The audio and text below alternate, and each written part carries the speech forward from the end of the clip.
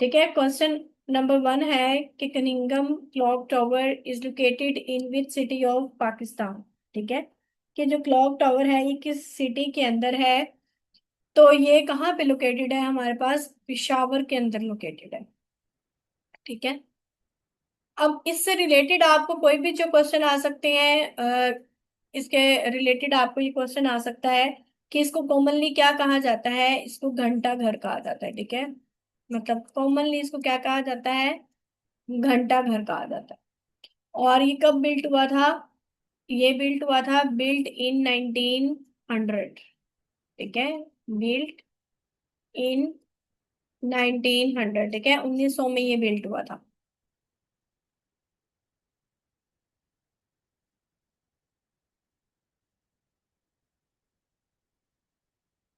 ठीक है, कई उसके बाद लोकेशन भी हो गई, इसकी बिल्ट भी हो गया। बस इतना हमने जो है ना वो इसको याद करना है। इसके बारे में आपको ज्यादा जो है वो याद करने की जरूरत नहीं है। ठीक है, पिशावर केपीके में ये लोकेटेड है।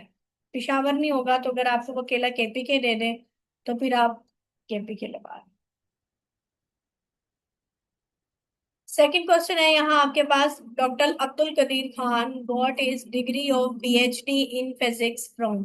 कि डॉक्टर अब्दुल कदीर खान ने फिजिक्स में जो डिग्री हासिल की थी वो उन्होंने किस यूनिवर्सिटी से की थी। गॉट इज डिग्री मतलब कहाँ से की थी उन्होंने, बेल्जियम से की थी। ठीक है, एक तो ये हो गया। अब हमें डॉक्टर अब्दुल कदीर खान के बारे में जो है वो सारी इंफॉर्मेशन मतलब पता होनी चाहिए ना। अब डॉक्टर अब्दुल कदीर खान के बारे में जो है वो हमसे कोई भी क्वेश्चन जो है वो पूछा जा सकता है। तो डॉक्टर अब्दुल कदीर खान के बारे में आपसे अगर कोई भी क्वेश्चन पूछा जाएगा तो उसमें पहले नंबर पे ये है कि इनका full name doctor Abdul Qadeer Khan है। ठीक है, ये कब पैदा हुए, इनकी पैदाइश भी आपसे पूछी जा सकती है क्योंकि ये फेमस पर्सनालिटी है। तो 1 अप्रैल 1 अप्रैल 1936 में ये भोपाल में पैदा हुए थे। ठीक है, ये पेपर पीपीएससी में क्वेश्चन आ भी चुका है। कहाँ पे पैदा हुए थे ये, भोपाल के अंदर। दूसरे नंबर पे इनकी डेथ से रिलेटेड भी पेपर में क्वेश्चन आ चुका है। इनकी डेथ कब हुई थी, तो इनकी डेथ हुई थी 10 अक्टूबर 2021 में। कहाँ पे, इस्लामाबाद में। ठीक है, बाकी आपको इनके बारे में क्वेश्चन आया हुआ है कि ये न्यूक्लियर फिजिस्ट है। ठीक है, न्यूक्लियर फिजिस्ट है। ठीक है, एंड मेटलर्जिकल, स्टूडेंट साथ साथ लिखा करेंगे सारी इंफॉर्मेशन। मेटलर्जिकल इंजीनियर थे ये। ठीक है, ये पेपर में क्वेश्चन पूछा गया।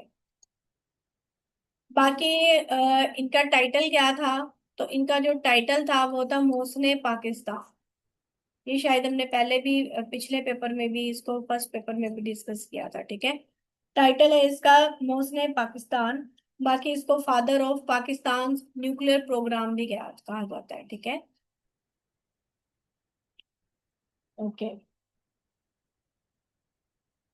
जो खान रिसर्च लेबोरेटरीज थी ना उनकी बुनियाद भी डॉक्टर अब्दुल कदीर खान ने रखी थी। Khan research laboratories. ठीक है, जिसको क्या कहा जाता है, KRL। ठीक है, ये कहाँ पे बुनियाद रखेगी इसकी, कहूटा के अंदर। ठीक है, खान रिसर्च लेबोरेटरीज, ये इसकी बुनियाद किसने रखी थी, डॉक्टर अब्दुल कदीर खान ने। ठीक है, ये इनके बारे में एक इंपॉर्टेंट इंफॉर्मेशन हो गई। दूसरा इनके बारे में क्वेश्चन आता है कि इन्हें हिलाले इम्तियाज कब मिला था। तो इन्हें हिलाले इम्तियाज कब मिला था, हिलाले इम्तियाज, तो इन्हें जो हिलाले इम्तियाज है वो 1989 में मिला था। और इन्हें निशाने इम्तियाज भी मिला हुआ है। तो इन्हें जो निशाने इम्तियाज मिला था वो मिला था एक दफा 1996 में और एक दफा 1999 में। ठीक है, तो ये सारी जो है वो आपकी इंपॉर्टेंट इंफॉर्मेशन इसके अबाउट, डॉक्टर अब्दुल कदीर खान के अबाउट। नेक्स्ट क्वेश्चन देखते हैं। हमारे पास नेक्स्ट क्वेश्चन जो है, Taxila is situated near which city. कि जो टेक्सला है वो किस सिटी के नियर है। तो वह रावलपिंडी के नजदीक है। ठीक है, टेक्सला किसके नजदीक है? रावलपिंडी के नजदीक है। अब हम जरा थोड़ा सा टेक्सला के अबाउट भी कुछ इंफॉर्मेशन देख लेते हैं। तो ये जो टेक्सला है ना, टेक्सला ये बड़ा कदीम सिटी है। ठीक है, कहाँ पे है? टेक्सला के अंदर है। इसके अलावा प्रोविंस कौन सा बन जाता है? पंजाब। ठीक है, पंजाब के अंदर है ये। डिस्ट्रिक्ट कौन सा बन जाता है? रावलपिंडी। इसको यूनेस्को वर्ल्ड हेरिटेज साइट जो है वो, यूनेस्को वर्ल्ड हेरिटेज साइट जो है वो इसको मतलब कहा गया था कब? सिंस 1980। ठीक है, 1980 में।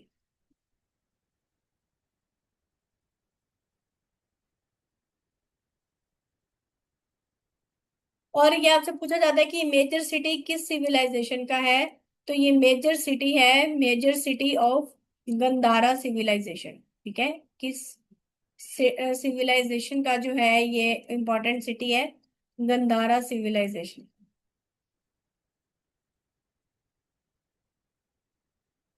ठीक है, रावलपिंडी के अंदर है। किसका सेंटर था? गंधारा सिविलाइजेशन का।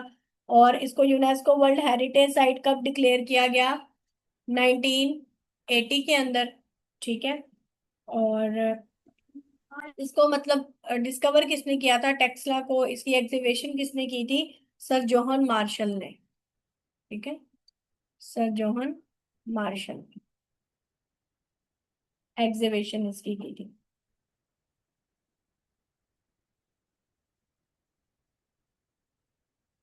ओके स्टूडेंट्स, नेक्स्ट क्वेश्चन है हमारे पास।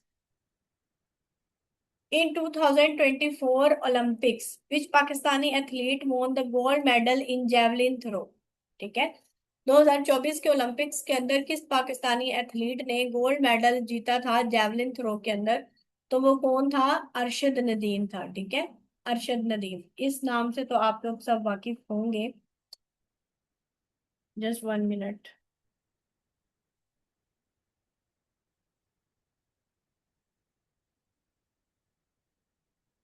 अब हम सबसे पहले ना इस टॉपिक में जिसके बारे में पढ़ेंगे वो है ओलंपिक्स। ओलंपिक्स के बारे में पढ़ेंगे।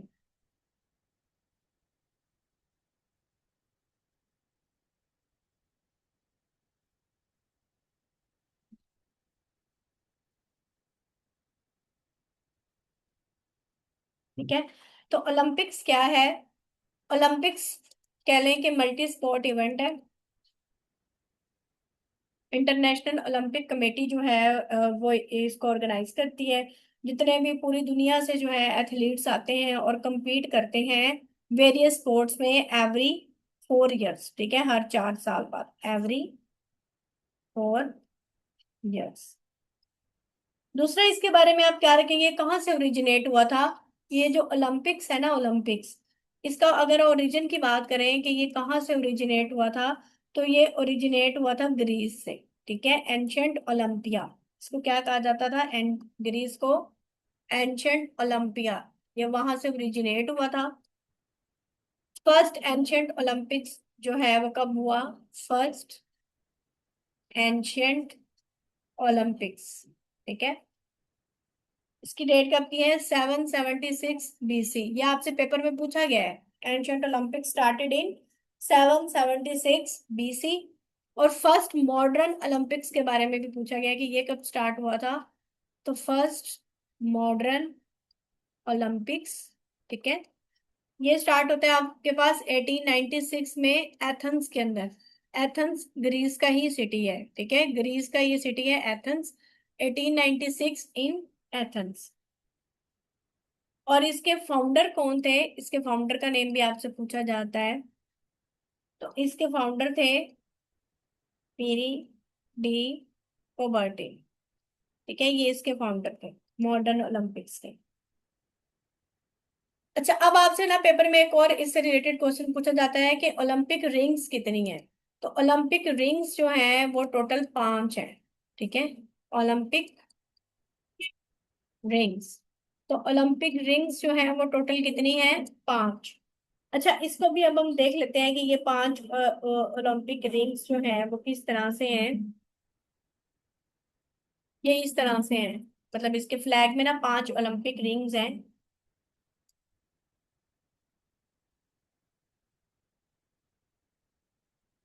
ठीक है, इस तरह ये 5 ओलंपिक रिंग्स हैं।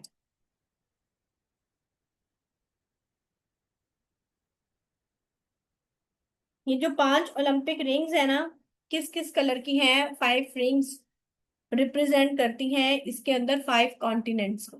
ठीक है, वो कॉन्टिनेंट्स कौन कौन से हैं? अफ्रीका, अमेरिका, ठीक है, एशिया, यूरोप और ओशिनिया। ठीक है, ऑस्ट्रेलिया को ओशिनिया भी कहा जाता है। तो जो इसके अंदर 5 रिंग्स है ना, वो इसके 5 कॉन्टिनेंट्स को रिप्रेजेंट करती हैं। अगर हम इनके कलर की बात करें ना, मैं कलर से इसको ड्रा करती हूँ। तो सबसे पहले जो है ना, वो इसके अंदर ब्लू कलर है, मतलब ब्लू कलर की रिंग है। ठीक है, फिर नेक्स्ट ब्लैक है।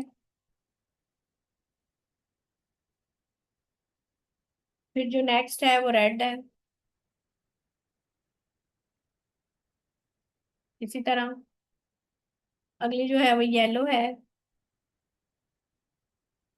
बस ये सर्कल का, सर्कल पे गौर ना करें कि सर्कल किस तरह बन रहा है। ठीक है, और फिर एक ग्रीन है। ठीक है, इस तरह 5 रिंग्स हैं इसके अंदर।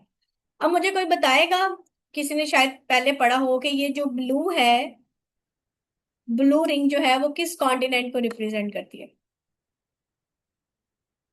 बताइए जरा, ब्लू रिंग जो है वो किस कॉन्टिनेंट को रिप्रेजेंट करती है?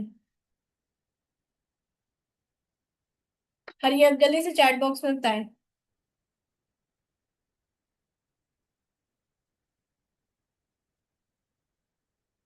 और अफ्रीका नहीं है। ब्लू रिंग किसको रिप्रेजेंट करती है? ओशिनिया को। ठीक है, उसके बाद ब्लैक रिंग किसको रिप्रेजेंट करती है?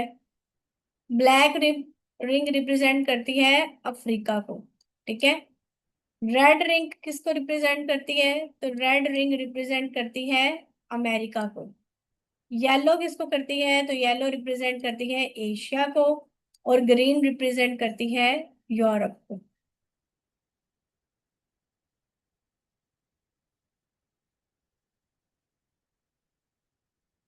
ठीक है, ओके। और इससे रिलेटेड अगर हम इंफॉर्मेशन देखें, तो आपसे ओलंपिक का मोटो पूछ लिया जाता है, एक पेपर में पूछा गया है। तो ओलंपिक्स का मोटो क्या है? ओलंपिक का मोटो है आपके पास सीटीएस, एलटीएस, फोर्टीएस। ठीक है, ये आपने इसी तरीके से, इसी तरतीब से याद रखना है। इसका मतलब होता है फास्टर, हायर, स्ट्रोंगर। ठीक है, फास्टर, हायर, स्ट्रोंगर, ये इसका मोटो है। ओके। अभी जो रिसेंटली हमारे पीछे 2024 में समर ओलंपिक्स हुआ था, वो कहाँ पे हुआ था? ये भी पेपर में करंट अफेयर्स के लिहाज से आपसे पूछा जा सकता है। तो 2024 का जो समर ओलंपिक्स था, वो पेरिस के अंदर हुआ था। और अब जो 2028 में आपके पास होगा समर ओलंपिक्स, ठीक है, वो कहाँ पे होगा? 2028 में जो होगा वो लॉस एंजलिस में होगा। ठीक है, ये आपने याद कर। अच्छा, इससे रिलेटेड अगर और कोई क्वेश्चन बनता है तो बस इससे रिलेटेड आपने इतना ही याद कर। इससे रिलेटेड वैसे एक चीज और याद कर लें।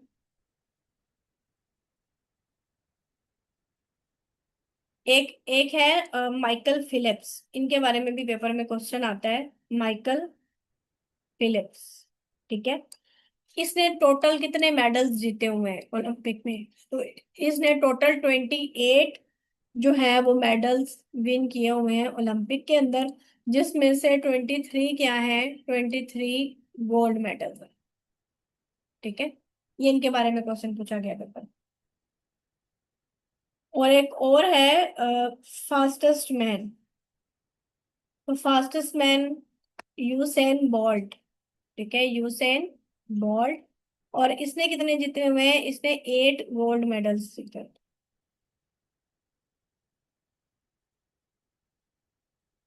और पाकिस्तान का पता है उसने अभी 2024 में जीता है, और वो कौन सा है? जेवलिन थ्रो में। और किसने? अरशद नदीम ने। अच्छा, जेवलिन थ्रो की ना यहाँ पे ये थोड़ा सा हम अब ना जेवलिन थ्रो का देख लेते हैं। तो जेवलिन थ्रो के बारे में ना पूछा जाता है कि इसमें जो मेंस का जो जेवलिन है उसका वेट कितना है। तो मेंस का जो जेवलिन का वेट होता है वो 800 ग्राम्स है, ठीक है। और वुमेन्स की अगर बात की जाए तो उनका जो वेट है वो 600 ग्राम्स है।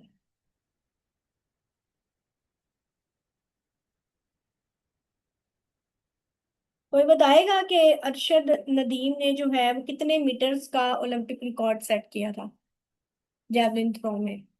किसने कितने मीटर का रिकॉर्ड सेट किया था? ये भी आपसे पेपर में क्वेश्चन पूछा जा सकता है ना। और ये कहाँ का रहने वाला है? ये मियां चन्नू का रहने वाला है, ठीक है। ये भी आपसे पेपर में पूछा जा सकता है। जी, 92.97 मीटर्स, ठीक है। इसने कितना रिकॉर्ड सेट किया था? 92.97 मीटर्स का इसने रिकॉर्ड सेट किया। और ये पाकिस्तान का first individual Olympic gold medalist बन गया था। ओके स्टूडेंट्स, नेक्स्ट क्वेश्चन है, Khanpur dam is located in. Khanpur dam जो है वो कहाँ पे लोकेट करता है? हरिपुर के अंदर लोकेट करता है। अब इससे एसोसिएट आपसे इंफॉर्मेशन क्या होगी? इससे एसोसिएट यही हो सकती है कि पाकिस्तान के अंदर जो मेजर डैम्स हैं वो कौन कौन से हैं। तो हम थोड़ा सा उन्हें देख लेते हैं कि मेजर डैम्स पाकिस्तान के अंदर कौन कौन से हैं। तो अगर मेजर डैम्स की बात की जाए तो उसमें सबसे पहले आता है तरबेला डैम, ठीक है। साथ साथ ही मैं आपको इसको थोड़ा सा बताती जाऊंगी। तरबेला डैम जो है ये कहाँ पे है? ये इंडस रिवर के ऊपर है, ठीक है। इंडस रिवर के ऊपर है, और इसकी कंस्ट्रक्शन कब कंप्लीट हुई थी? 1976 के अंदर। वर्ल्ड लार्जेस्ट अर्थ फील्ड डैम है ये, ठीक है। और प्रोविंस कौन सा बनता है? इंडस रिवर के अंदर है ना, तो ये केपीके बनता है, ठीक है। KPK, largest dam of Pakistan. ये देखिए, तरबेला डैम से रिलेटेड जितनी भी इंफॉर्मेशन पेपर के अंदर पूछी गई है वो मैंने आपको यहाँ पे सारी लिखवा दी। दूसरे नंबर पे अगर बात की जाए तो मंगला डैम है, ठीक है। मंगला डैम। और ये किस रिवर के ऊपर है? जो मंगला डैम है ये झेलम रिवर के ऊपर है। झेलम रिवर, ठीक है। और ये कब कंप्लीट हुआ था? 1967 के अंदर। सेकंड नंबर पे आता है, ठीक है, second largest dam of Pakistan.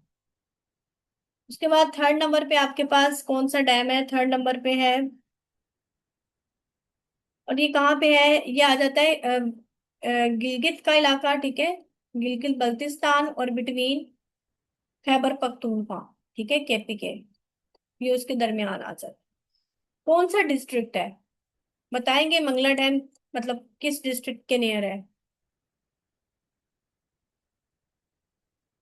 हरिया, किसी को पता है तो बताएं।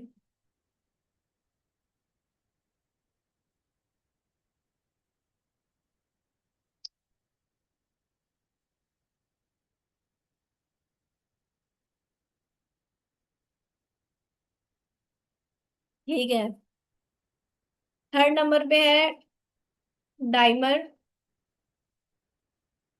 बादशाह डैम, ठीक है।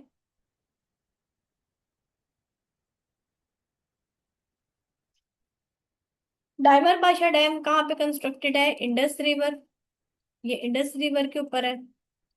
और इसकी जो इससे ना आपकी पावर जनरेशन कैपेसिटी आपसे अक्सर पूछी जाती है। तो इसकी जो पावर जनरेशन कैपेसिटी है वो 4500 मेगावाट, ठीक है। सॉरी, ये मैंने गलत बता दिया है। ये वाला जो है ना ये गिलगित और केपीके के दरमियान, क्या? गिलगित और केपीके के दरमियान।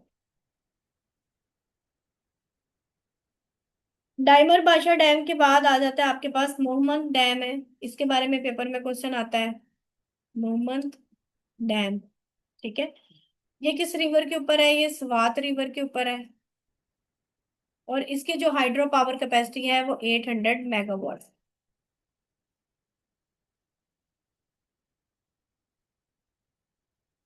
जी जी, डायमर भाषा डैम भी इंडस पे और तरबेला डैम भी इंडस पे। ये ज्यादा जो मोमन डैम बनाया गया है ना, ये ज्यादा फ्लड कंट्रोल के लिए बनाया गया है, ठीक है। इंपॉर्टेंट है ये for the flood control and irrigation purpose. दो डैम्स के बारे में और देख लें, इसके वारसक डैम के बारे में भी पेपर में क्वेश्चन आता है। तो जो वारसक डैम है ये किस रिवर के ऊपर है? ये काबुल रिवर के ऊपर है, ठीक है। और काबुल रिवर कहाँ पे है? बलोचिस्तान के अंदर है, near Peshawar.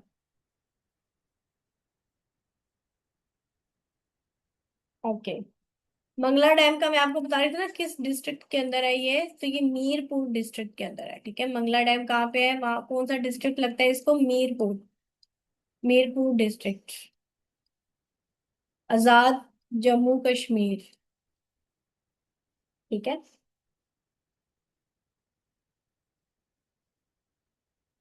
Next question. Next question है ये पहले भी हम कर चुके हैं, ठीक है। The tune of national anthem of Pakistan compose by AG Chawla, ये कल वाले लेक्चर में हमारा हो गया था ये क्वेश्चन। अगला क्वेश्चन देखें। 18th amendment passed in 2010 given the powers to. जो 18वीं अमेंडमेंट थी और कब हुई? 2010 के अंदर हुई। 18वीं अमेंडमेंट कब हुई थी? 2010 के अंदर। उसने पावर्स किसको दे दी थी? तो 18th अमेंडमेंट ने किसको पावर्स दी थी? ये भी हम जरा देख लेते हैं, थोड़ा सा 18th अमेंडमेंट के बारे में भी देख लेते हैं कि ये था, इसने किसको पावर शिफ्ट कर दी थी? प्रोविंसेस को, ठीक है। तो 18th अमेंडमेंट बड़ी इंपॉर्टेंट अमेंडमेंट है पाकिस्तान की कॉन्स्टिट्यूशनल इंडस्ट्री में। तो इस ये कब साइन हुई थी? साइन हुई थी बाय द प्रेसिडेंट 10 अप्रैल 2010, ठीक है। सॉरी, 19 अप्रैल 2010, ठीक है। तब जो हमारे प्रेसिडेंट थे, जब 18th अमेंडमेंट पास हुई, तो जो हमारे प्रेसिडेंट थे वो कौन थे? आसिफ अली जरदारी, ठीक है। कौन प्रेसिडेंट था तब? आसिफ अली जरदारी।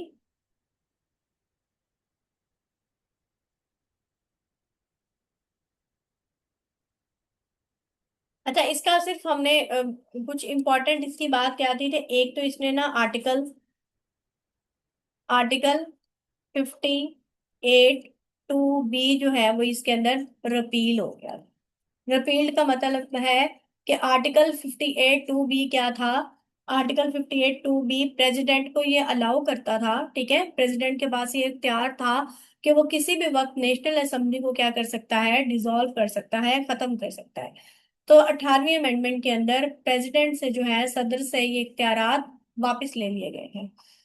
और दूसरी बात क्या हुई? दूसरी बात यह हुई थी कि जो NWFP थे ना, इसका नेम चेंज करके क्या रख दिया गया था? खैबर पख्तूनख्वा, ठीक है। ये इसकी इम्पोर्टेंट बात थी, ये आपने जो है ना वो याद करना। और एक इसके अंदर आर्टिकल 25(a) इंट्रोड्यूस करवाया गया था। वो क्या क्या था? राइट टू एजुकेशन, के पाकिस्तान के हर शहरी को जो है वो एजुकेशन हासिल करने का हक है, ठीक है।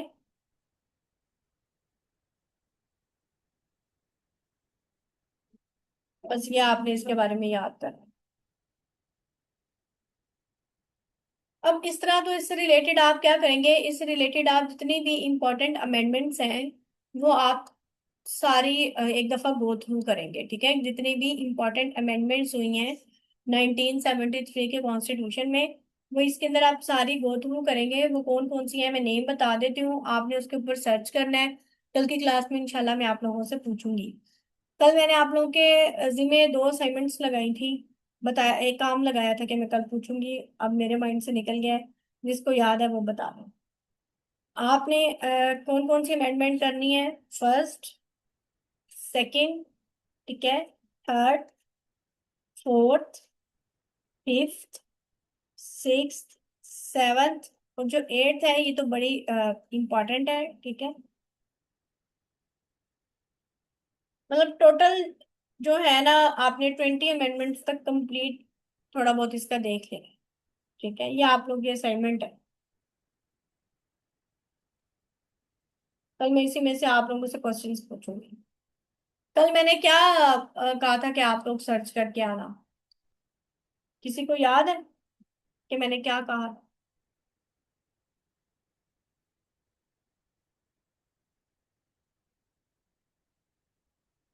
The Mughal king Shahjahan buried it. ठीक है, शाहजहां जो है ये कहाँ पे बरीड है? आगरा के अंदर बरीड है। अब शाहजहां, कल हमने मुगल किंग्स के अंदर पढ़ा था, 5वें नंबर पे आते हैं ये। ठीक है, शाहजहां कौन से नंबर पे आता है? 5वें नंबर पे। तो इसका रियल नेम क्या था शाहजहां का? ये भी पेपर में आपसे पूछा गया है। तो इसका जो रियल नेम था वो था खुरम। ठीक है, खुरम इसका रियल नेम था। और टाइटल इसका क्या था? शाहजहां।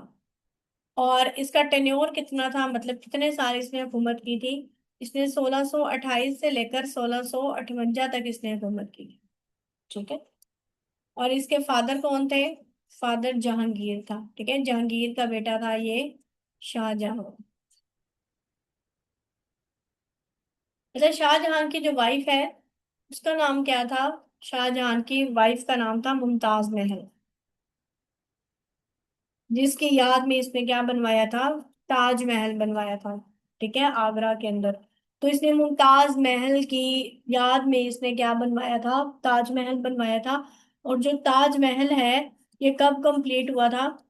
जो हमारे पास ये ताजमहल है ना, ये कंप्लीट हुआ था 1653 के अंदर। ठीक है। One of the 7 wonders of world, मतलब दुनिया के अंदर जो 7 अजूबे हैं उनमें से एक है ये। One of 7 wonders of the world. इसके अलावा शाहजहां ने एक तो ताजमहल बनवाया था, और उसने क्या बनवाया था? एक इसने रेड फोर्ट बनवाया था। ठीक है, लाल किला इसने बनवाया था शाहजहां ने। कहाँ पे बनवाया था ये? इसने दिल्ली के अंदर बनवाया था। ठीक है। फिर एक इसने जामिया मस्जिद बनवाई थी, ये भी इसने दिल्ली के अंदर बनवाई थी। ठीक है, ये भी शाहजहां ने बनवाई थी जामिया मस्जिद। ये इसने कहाँ पे बनवाई थी? ये भी इसने दिल्ली के अंदर बनवाई।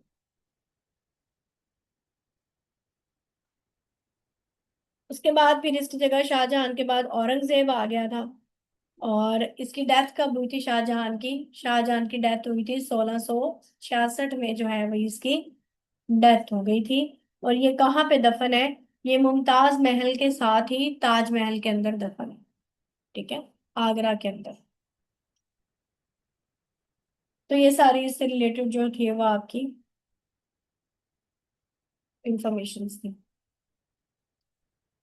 नेक्स्ट हमारे पास क्वेश्चन है कि how many articles were in 1956 constitution. कि जो हमारा 1956 का जो कानून है, हमारे 3 कॉन्स्टिट्यूशन आए। ठीक है, पहला आया 1956 के अंदर, दूसरा आया 1962 के अंदर, और तीसरा आया 1973 के अंदर, जो कि अभी तक कह लें कि राइट है। गुड। ठीक है, तो 1950 किसने कहा है 273? तो 1956 के अंदर कितने आर्टिकल्स हैं? 273 है।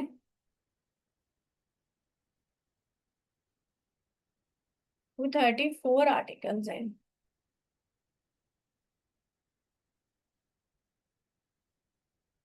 234 आर्टिकल्स हैं 1956 के कॉन्स्टिट्यूशन में।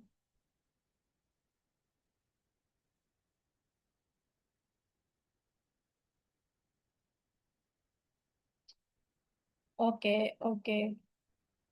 ठीक है, 234 आर्टिकल्स हैं। तो जो 1956 का जो कॉन्स्टिट्यूशन है ये पाकिस्तान का पहला कॉन्स्टिट्यूशन था। और ये कब इन्फोर्स हुआ? 1956 का जो कॉन्स्टिट्यूशन है ये इन्फोर्स हुआ था 23 मार्च 1956 में, जो है ये इन्फोर्स हुआ था। ठीक है। और कंट्री का नाम क्या रख दिया गया था? कंट्री का नाम इसके अबाउट रख दिया गया था इस्लामिक रिपब्लिक ऑफ पाकिस्तान। ठीक है, इसके अकॉर्डिंग पाकिस्तान का नाम क्या हो गया था? Islamic Republic of Pakistan. और गवर्नर जनरल का जो डेजिग्नेशन थी ना, पहले जो गवर्नर जनरल थे, जैसे हमारे 4 गवर्नर जनरल गुजरे हैं। पहले कायदे आजम है, दूसरे ख्वाजा नाजमुद्दीन है, तीसरे अ, मलिक गुलाम मोहम्मद है, और चौथे जो है वो हमारे पास क्या है, सिकंदर मिर्जा है। तो इस कॉन्स्टिट्यूशन में क्या हुआ था कि गवर्नर जनरल की जो सीट थी उसका नाम चेंज करके क्या रख दिया गया था, उस सीट का नाम क्या रख दिया गया था, प्रेसिडेंट रख दिया गया। ठीक है, गवर्नर जनरल की सीट का नाम चेंज करके क्या रख दिया गया था, प्रेसिडेंट रख दिया गया था उस सीट का नाम। तो हमारे पहले प्रेसिडेंट फिर कौन थे, हमारे जो फर्स्ट प्रेसिडेंट थे वो सिकंदर मिर्जा थे। ठीक है, फर्स्ट प्रेसिडेंट फिर कौन हुए, सिकंदर मिर्जा।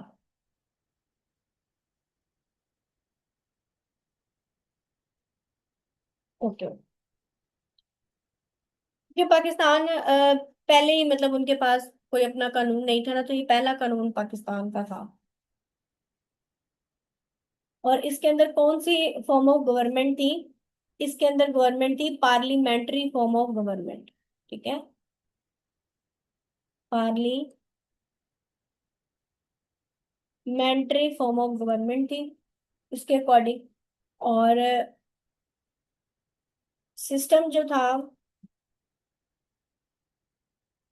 बाकी ऑफिशियल लैंग्वेजेस कौन कौन सी थी हमारी इस के अकॉर्डिंग, इसके अकॉर्डिंग जो हमारी ऑफिशियल लैंग्वेजेस थी ना, वो थी उर्दू एंड बंगाली। ठीक है, उर्दू एंड बंगाली को जो है वो नेशनल लैंग्वेज डिक्लेयर किया गया था इस कॉन्स्टिट्यूशन के अबाउट, मतलब अकॉर्डिंग। उसके बाद क्या हुआ था, उसके बाद ये हुआ था कि 7 अक्टूबर 1958 में जो है वो इसने मार्शल लॉ लगा दिया था सिकंदर मिर्जा ने। ठीक है, 7 अक्टूबर 1958 में जो है मार्शल लॉ लगा दिया था। किसने लगाया था मार्शल लॉ, मार्शल लॉ लगाया था सिकंदर मिर्जा ने। ठीक है, मार्शल लॉ लगा दिया था सिकंदर मिर्जा ने। उसके बाद जो है ये 1956 का जो कॉन्स्टिट्यूशन है वो खत्म हो गया।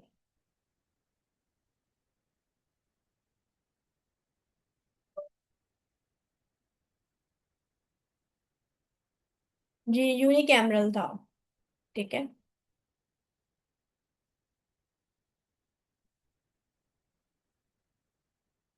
अयूब खान के दौर में लगाया गया था, लेकिन martial law impose Sikandar Mirza ने किया था।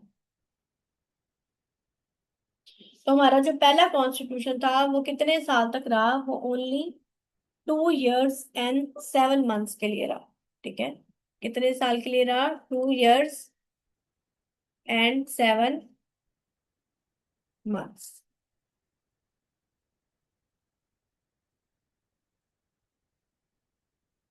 ओके स्टूडेंट्स, नेक्स्ट क्वेश्चन देखते हैं।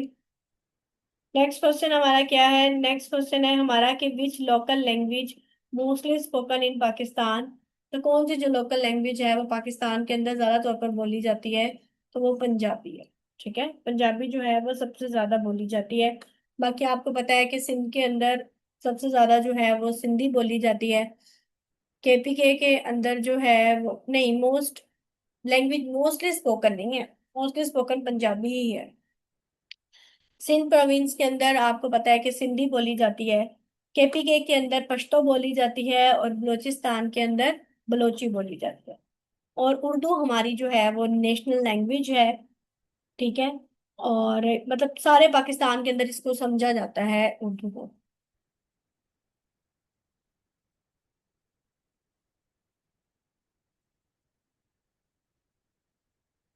ओके, नेक्स्ट क्वेश्चन है हमारा,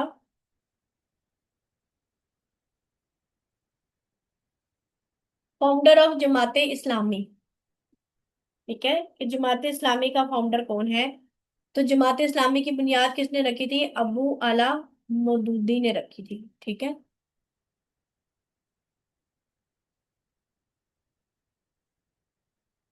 जी, कि जमात इस्लामी जो है ना ये वन ऑफ द ओल्डेस्ट और मोस्ट ऑर्गेनाइज्ड एक ये रिलीजियस पॉलिटिकल पार्टी है पाकिस्तान के अंदर। ठीक है, और इसकी बुनियाद किसने रखी थी? अब्दुल आला मौदूदी ने रखी थी 1941 के अंदर। ठीक है, 1941 के अंदर जो है वो अब्दुल आला मौदूदी ने जो है वो इसकी बुनियाद रखी थी। कहाँ पे रखी थी? लाहौर के अंदर। ठीक है, इसकी बुनियाद कहाँ पे रखी थी उन्होंने? लाहौर के अंदर। मतलब इसका आइडियोलॉजी यही थी कि जो इस्लामिक सिस्टम है ना गवर्नेंस का, वो कुरान और सुन्नत के ऊपर बेस्ड होना चाहिए।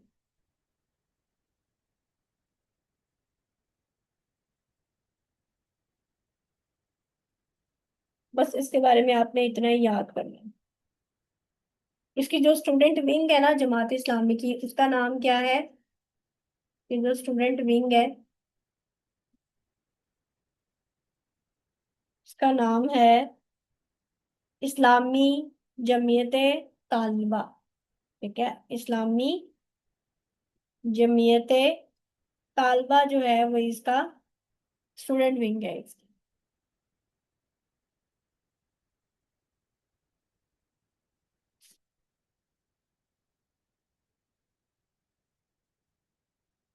स्टूडेंट ये वाली जो आपकी मीटिंग है वो एंड होने वाली है। मैं इस मीटिंग को स्टॉप करती हूँ। ठीक है, आप लोगों ने इसी लिंक से गेन क्लास ज्वाइन कर लेनी है, देन हम नेक्स्ट फर्दर डिस्कस करते हैं।